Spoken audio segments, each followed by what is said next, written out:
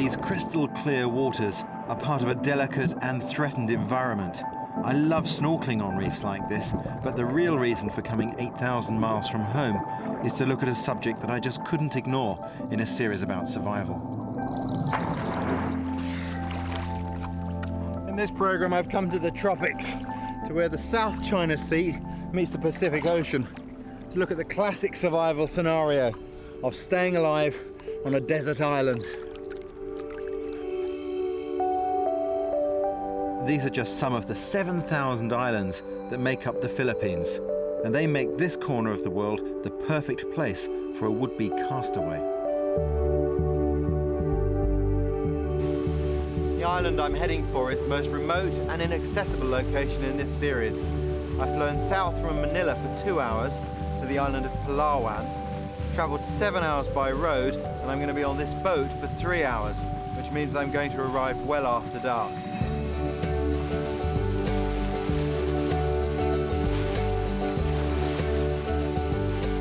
The boat I'm travelling on is a traditional wooden banker.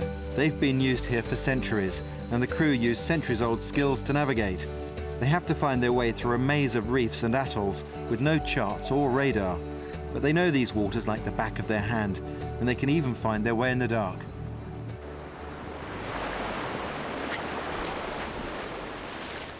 I love arriving in wild places at night. You simply can't beat it because you've got no idea at all what's here. All you've got to go on are the smells and the sounds. At times like this, your imagination simply runs riot. But that can work both ways. You could imagine that this would be a pretty threatening place if you were cast away here for real. Psychologically, it's vital to feel comfortable with your surroundings. So when the sun comes up, I'll start to explore every corner of the island. But for now, I'm going to concentrate on a few simple comforts.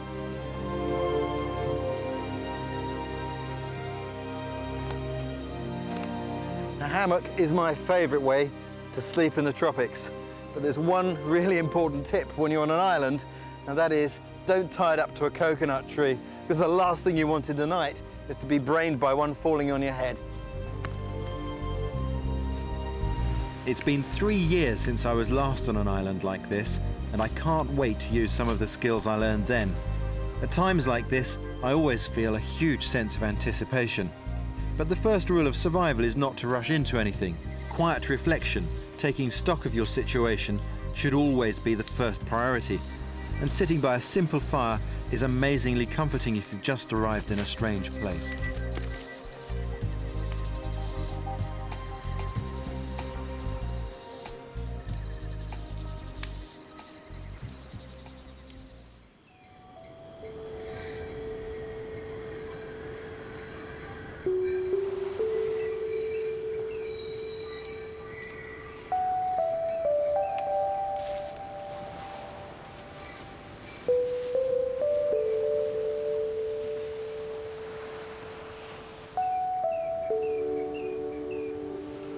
Well, this is what I couldn't see when I got here last night. Paradise, everything you'd expect a desert island to be. A blue sea, pristine beach, with coconut palms behind. The classic tale of desert island survival has to be Robinson Crusoe, a story that's now over 300 years old, but as popular today as it ever was. There are even Caribbean islanders who claim to be descended from him, despite the fact that he's a totally fictional character. Crusoe's tale was inspired by a Scottish sailor called Alexander Selkirk. In 1704, he marooned himself on a Pacific island after falling out with his captain. He was terrified at first, but he overcame his fear and loneliness to stay alive until he was rescued after 4 years. It's incredible to think that the basic skills he used 300 years ago still have any relevance in the modern world, but they do. 1945, and the battle for the Pacific raged on the sea and in the sky. Until the Second World War, no one had given any thought to military survival training. Now, though, a pilot could get shot down hundreds of miles inside enemy territory. If he survived that, he'd have to know how to live off his wits until he was rescued. John Craighead and his brother Frank were pioneers of military survival training. They taught airmen how to live off the land while avoiding capture. We taught them how to travel in various types of terrain, how to build shelters. We taught them plant foods that they could find and use, and how to make fish hooks and whatnot so they could catch fish. And then we taught them how to build a fire and how to climb coconut trees, although you have to be in pretty good shape to do that. But the training was carried out in the United States, so downed airmen would have no experience in tropical survival before they needed it for real. So survival was a pretty hit-and-miss affair, basically coming down to how well an individual serviceman could adapt the training he'd received in the United States to this particular environment. As I'll show you, there are specific skills you need to know, otherwise your chances are slim. So after the war, the American military decided to improve the odds. They sent the Craigheads to the Pacific to gather as much information as they could from local people. We made trips into the jungle and kept notes of the kind of plants we found and what we lived on, and got a feel for how difficult it would be. They compiled their findings into a survival guide, which has been used by the US military ever since. They found that preparation was the key to survival. The tools they had with them were almost as important as the resources they found. Even now, people often wonder, what luxury would they take with them to a desert island? For me, the answer is solidly practical. My personal luxury is going to be this, a parang or machete, because a tool like this simply makes life possible here. Many of the US airmen who found themselves on islands like this didn't even have a knife with them. And in some cases, they died because they couldn't open a coconut to get at the food and liquid to be found inside it. Here, local people call the coconut the tree of life. It provides them with materials for building and clothes, with wood for fires, and of course, it's a ready source of food and drink. The secret is to find a coconut that's so full of liquid that when you shake it, you can't hear any sloshing around, because that's the life-giving fluid in there, a safe drink. And this is how you open it.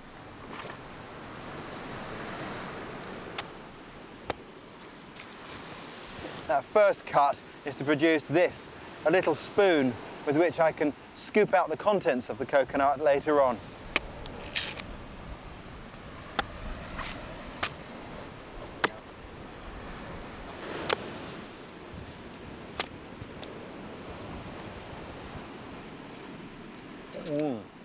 That's delicious.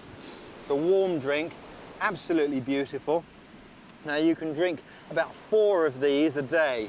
That's about 4 litres. If you drink more than that, it acts as a laxative with some pretty dire consequences. And of course, once the fluid's been drunk, we take our spoon and scoop out the flesh inside. So it's a drink and a meal all in one. And in 1943, the humble coconut saved the life of Bill Coffin, a US fighter pilot with an amazing story of survival. Bill was forced to ditch his plane and bail out 240 miles inside enemy territory. His life jacket was damaged, but he managed to struggle out of his parachute harness before it dragged him under. Suddenly, instead of returning to base, Bill was adrift and struggling to remember survival techniques he'd learned in the States and thought he'd never have to use. You know, an airman doesn't figure he's ever going to get shot down, but the training gave him enough information to have a reasonable chance of getting back. Bill spent 2 days adrift with no food or water before being washed ashore. He'd lost all his emergency rations and medical kit, but he had managed to salvage a knife, and with that, he could at least open coconuts to get at the food and liquid inside. But when search parties failed to find him after 5 days, he realized he'd die if he didn't find someone to help him. He was now facing a battle far tougher than anything he'd fought in the sky. Well, I think most airmen were terrified, even more so of the terrain that they came down in than of the enemy up in the air. But he couldn't stay where he was, so for 3 weeks he paddled from island to island. He was getting weaker all the time, and he constantly risked being spotted and taken prisoner by the Japanese. Luckily for Bill, he was able to avoid the enemy. But unluckily, he found himself in an area that was sparsely inhabited, so he had to keep island hopping in the hope of finding someone who could help him. Then, suffering from infected bites and malaria, as well as diarrhea from his coconut diet, he staggered towards a building he'd seen from the raft. He was desperate to find help, even if it was an enemy camp.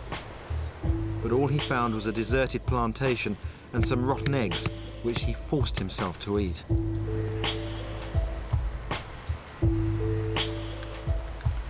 Bill spent 6 days recuperating, rationing the eggs to 2 a day before moving on to the next island. But finding no one there, he returned to the plantation to gather his strength for one last attempt. By now, Bill knew the US military would have given him up for dead and abandoned their search. He put to sea and paddled for 4 days before passing out in a storm. Amazingly, he drifted into an inhabited island 32 days after ditching. He was so weak that he couldn't stand. His weight had dropped to 7 stone, but he was still alive. By the time he was returned to his unit, he'd been missing for 72 days, and for half that time, he'd survived almost entirely on coconuts. They might not have kept him alive much longer, but knowing how to get into them for food and water had allowed him to live for just long enough. This is a mature coconut. When they're brown like this, that outer case becomes almost armour-plated and they're very difficult to cut open. Consequently, we have to use a sharpened stick to lever the husk off.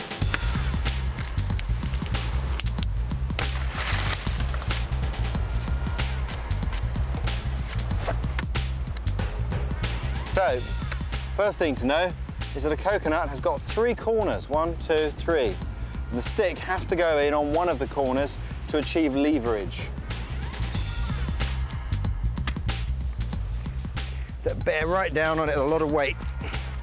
It's hard work. Once you get in there, now we can lever. And we start to open up the husk.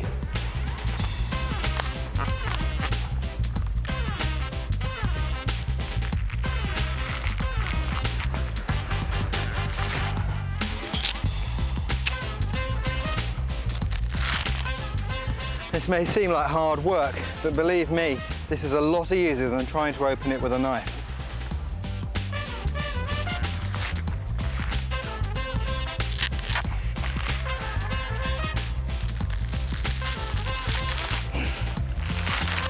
Beautiful. Right, so what I've got now is the coconut itself and all this fibre, and that's really good. It burns very well, and I can use that with my fire to help me with fire lighting or just to cook on. You can think of the coconut like a face with the 2 eyes on the right-hand side and the mouth on the left. That's where you get in for a drink.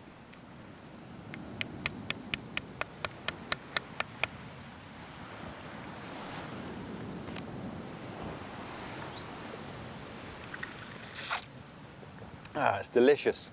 Now that's much stronger than in the immature coconut, but a refreshing flavouring drink, not something you drink a lot of. Now, to open the coconut, we have to strike it smartly across the top of its skull there.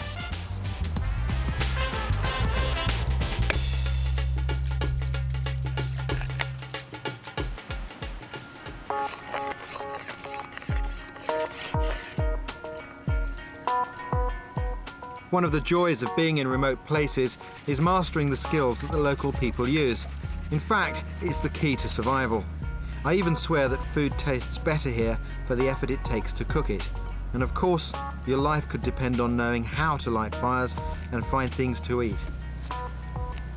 I've talked about American servicemen and the problems they had surviving in this environment, but perhaps even more fascinating are the stories of Japanese soldiers who survived on some of these islands long after the war had ended. One of the most famous was Hiru Onoda. He was found in 1974, 29 years after going into hiding on the island of Lubang, about 200 kilometres from where I am.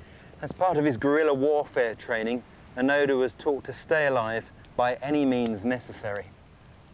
When the Americans overran Lubang in 1945, most of the Japanese soldiers surrendered and 24 died in suicide raids. But Onoda went into hiding, saying later that he wasn't prepared to give himself up until his commanding officer ordered him to do so. The Japanese sent several search parties to look for him, but Onoda even managed to persuade himself that his elderly father's voice was a cunning imitation by Americans out to trick him, and he avoided all attempts at contact.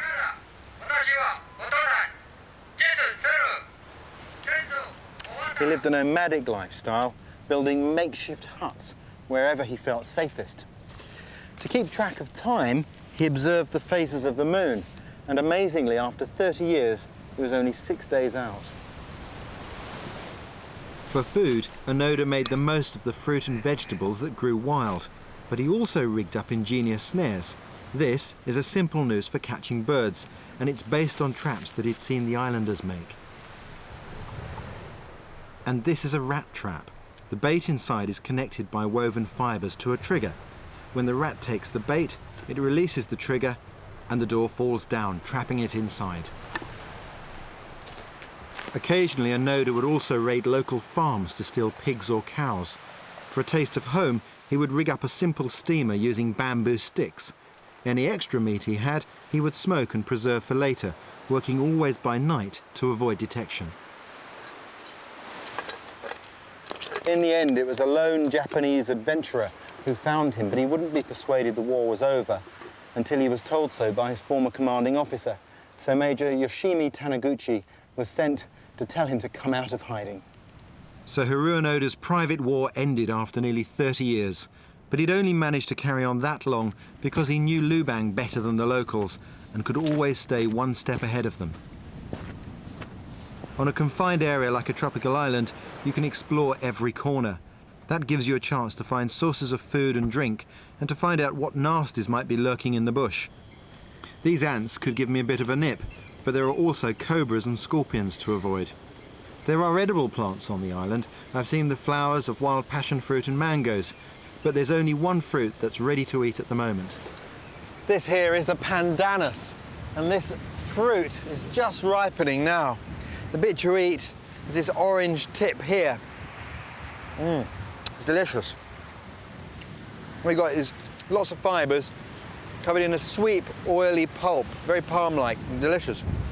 The other thing you can do is cut it open, because in each of those segments there's an edible seed. If you're on these islands for any length of time, meat is going to be important in your diet. One animal you might think about catching is the monitor lizard. This is a trap for just such an animal. What I've done basically is constructed a tunnel out of split bamboo. That's the real joy of the tropics. There's never a shortage of material to work with. Now, running vertically into that trap is this stick here, on the end of which is bait. Now, when the animal pulls on that, it dislodges these two loops here, which go in either direction, allowing the doors to shut. Now, when the doors shut, this bar here will drop down in front of it and lodge against these forward uprights so that it's effectively locked shut. Of course, if you catch a lizard, you've got enough food for a week.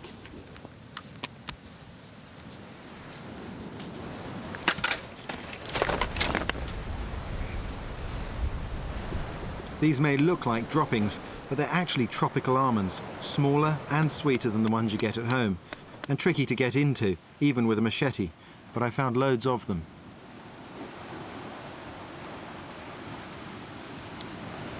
Quite delicious.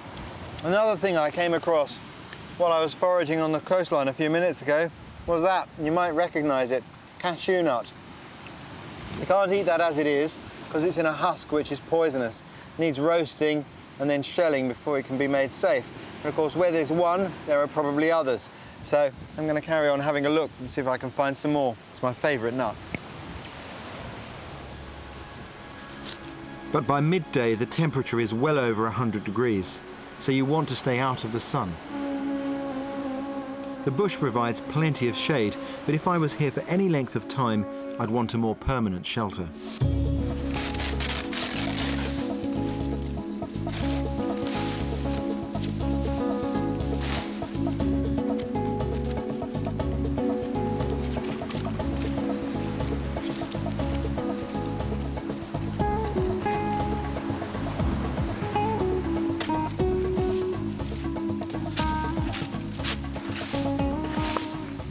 I'm going to build my shelter here close to the shore because I've got this nice sea breeze coming through, and that will help to keep insects down and to keep me cool. The first job is to sweep the ground because the last thing I want to do is to bed down on a nest of ants or where there are scorpions.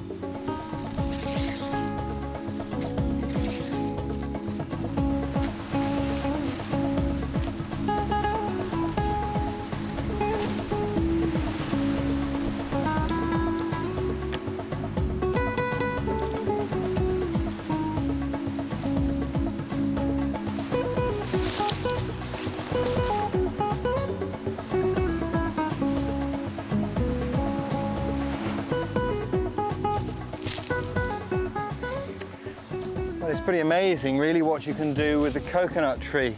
That shelter is built solely from materials gathered from the tree. There are a few other uses you can put various bits to. If you take the leaf and you pull out the midrib, you end up with a very flexible but strong wiry material, which has traditionally been used in these parts to make a snare for birds like this, just plaited with snares set in it.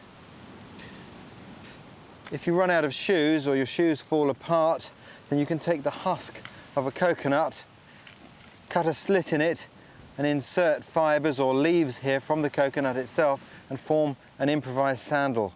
And they're actually very comfortable and quite durable. And of course the coconut shell itself is a natural eating bowl, and all you have to do to clean that out is to split one in half and leave it out for the ants, and they'll do that almost overnight. But the golden rule of survival on an island like this is to use the resources you find in moderation without destroying them. And here is a clear example of a food source that's almost been killed off by overuse. Seafood is an important part of the local diet, but commercial fishermen have come in from the outside using illegal and highly damaging methods like dynamite fishing. They've destroyed much of the coral here, as well as the marine life it supports. All this is in stark contrast to the days when local fishermen would take just what they needed, using simple spears and goggles made from turtle shell filed down till you could see through it. It's always exciting when you see a turtle in the wild. But this one looks like it's been through the wars. Probably at some time or other it's been caught in a fisherman's net. Turtles are protected by law, but people have survived on their meat. Here there are also clams to collect, as well as crabs and prawns to catch. But it's fun being a spectator as well. Cuttlefish are just the most amazing creatures. Whenever I see them, I think of aliens. Mind you, I must look pretty strange to them too. Near here, conservationists are surveying the reefs to try and save creatures and habitats like this from the pressures of tourism and overfishing before it's too late. You can't underestimate the importance of fish to the people who live here. And there's a fantastic way to cook them to perfection using hot rocks in a sand oven.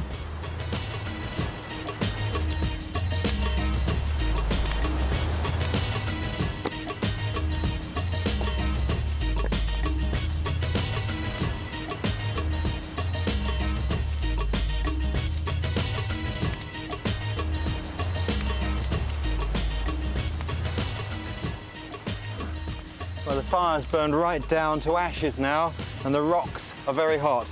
This is the time to put the fish in.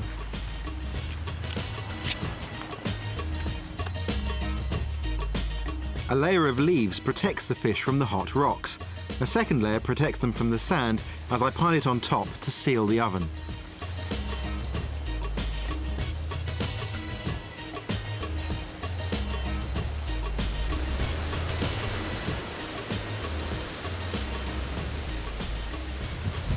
But the last job is to put water in to create steam heat. I could actually cook the fish just on the dry, hot rocks there, but that's not what I'm going to do today.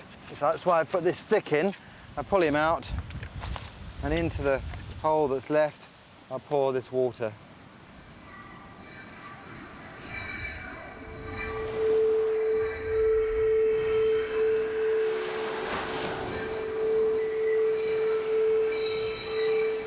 Well, I reckon that fish should be about done now. Secret is to very carefully remove, oh yeah, that's good and hot. Very carefully remove the sand. Let's go, get that off there. The heat really coming through now.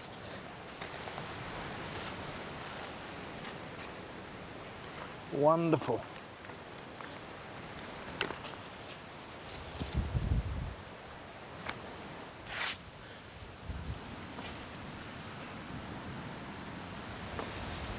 It's a great way to cook. Let's see how well that is done.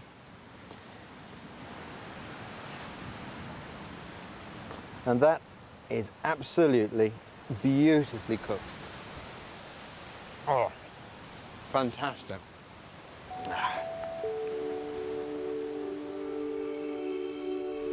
I love the tropics.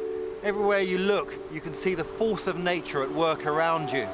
I can't think of anywhere else on the planet you feel more alive. Tomorrow I have to leave the island, so this is my last evening. And I can tell you, I'm not looking forward to having to get on a boat and sail away from here.